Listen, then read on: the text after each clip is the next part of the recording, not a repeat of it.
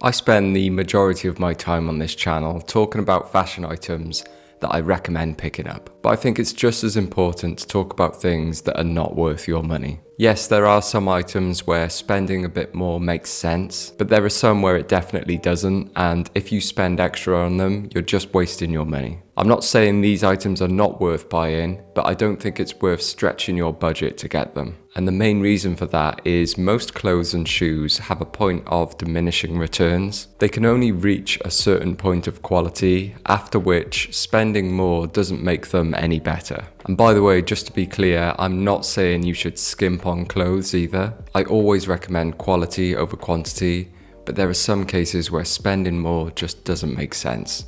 So let's get into it. Number 1, socks. The first item to save money on, and it's something that's bugged me for years, expensive socks. Some of the prices you see out there for socks makes me think that people are living on another planet. And I go from the emotion of shock to seeing these prices to pure disappointment when I realise people are actually buying them for this much. Socks are probably the item that gets battered most in your wardrobe, except for maybe shoes. And so you should really be changing them up when they start to fall apart, which will be quite frequently. Super expensive socks might be made in Italy out of cashmere, but I don't really want my socks to be made to the highest quality from luxury materials, because they're just going to get destroyed from normal wear and tear. Plus, the designs are often no different to something you can pick up for 10 times less. £4 to £5 for a pair of socks is about right, maybe a bit more if they do actually have a really unique design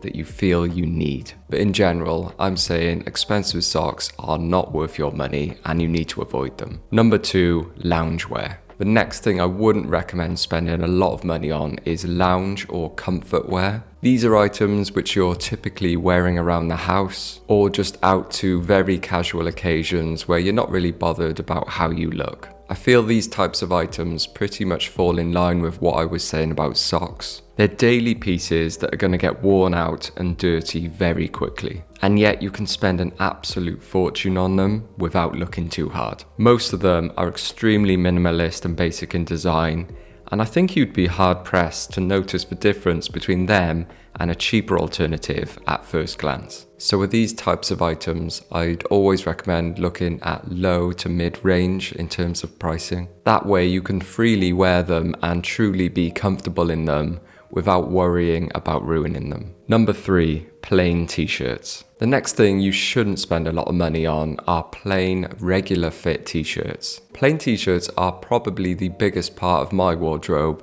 and I have them at all different price points. So I can tell you from experience, the really expensive ones are usually not worth it. We're extremely fortunate these days to be able to get very good quality basic t-shirts from most retailers. Anything in the £15 to £30 range is going to be more than enough to get you a really good plain t-shirt. It might be worth paying a bit extra if it has a particularly unique fit or features, like the boxy mock neck t-shirts I like, but even those are becoming more widely available at affordable price points. The difference between a £5 and £25 tee is noticeable.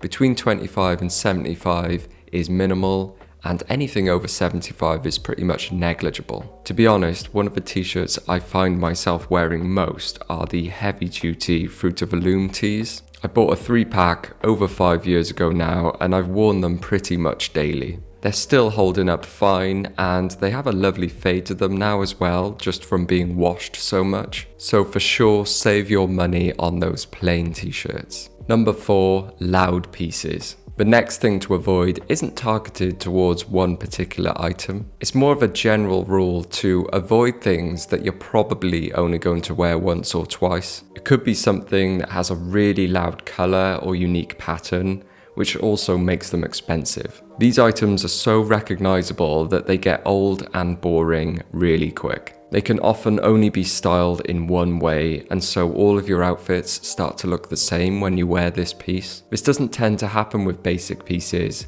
because they go with everything and can be dressed up or down. So you don't really get bored of basics and you can repeatedly wear them. I find one of the worst culprits for loud pieces that you can only wear once or twice are suits. You can go pretty crazy with suits, getting them in all weird colours and materials. And it is really tempting because you want to look good and stand out at that wedding or formal event. But after you've worn that suit 1 or 2 times, you're not really going to want to be seen in it again. So it'll probably go into the back of your wardrobe and gather dust. Whereas a classic black or grey suit can be worn daily without any questions asked. So avoid spending money on the wacky one-time pieces and stick to the classics. Number 5, check or plaid shirts. Next up, in my opinion, it definitely isn't worth splashing out on a check or plaid shirt. I might actually go as far to say the more you spend on these, the worse they get. For me, check shirts give off a very particular aesthetic,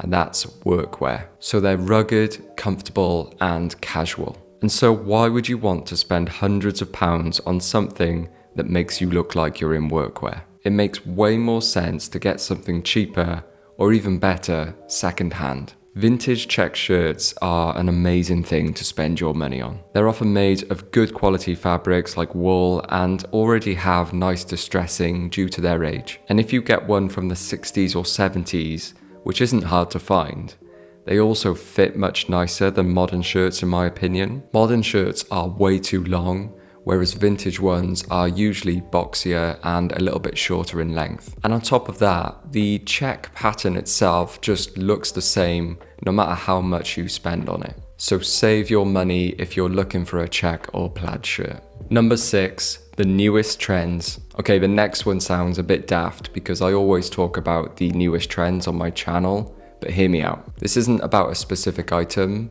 more about a thought process, and that is to be careful when buying things that are massively on trend. The thing to avoid here is buying something expensive just because it's on trend, especially if you're not too sure about it. With most clothes, I think you know straight away if you like it or not, but if something is popular and you're not sure about it, then you probably don't like it that much, and it'll end up being a waste of money. The best idea if you're shopping online is to put that item in your basket and let it sit there for a while. The temptation to click buy is huge, but just leave it there at least overnight. Come back the next day and see if you still feel the same way about it. If you do, then go ahead and buy it. If not, then you've just saved yourself some cash. Number 7, bomber jackets. So this next item is something I've thought more about recently because it's on trend again, and it's bomber jackets. The bomber jacket is an old classic design, and because it's been around so long, the fit and look has pretty much been perfected,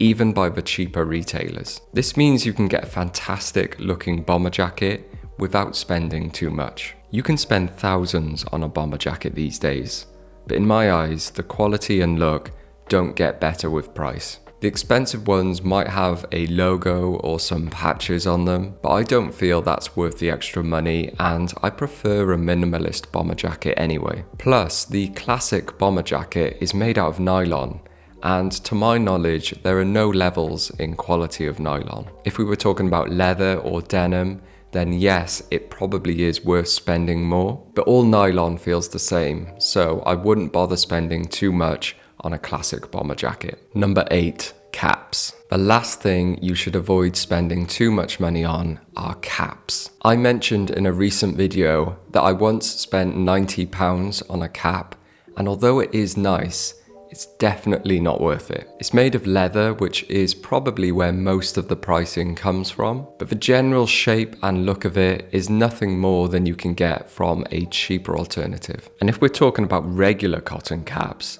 then there's absolutely no difference in quality between them. I'm pretty sure most brands use the same set of cap silhouettes that are pre-made by the same set of factories. For example, Aimé Leon Dore just use New Era blanks and have their name embroidered on the side, and bam, triple the price. You're better off just buying those New Era blanks directly and skipping the designer logo. This'll leave you with spare money to pick them up in more colours, or just keep your bank balance a little bit healthier.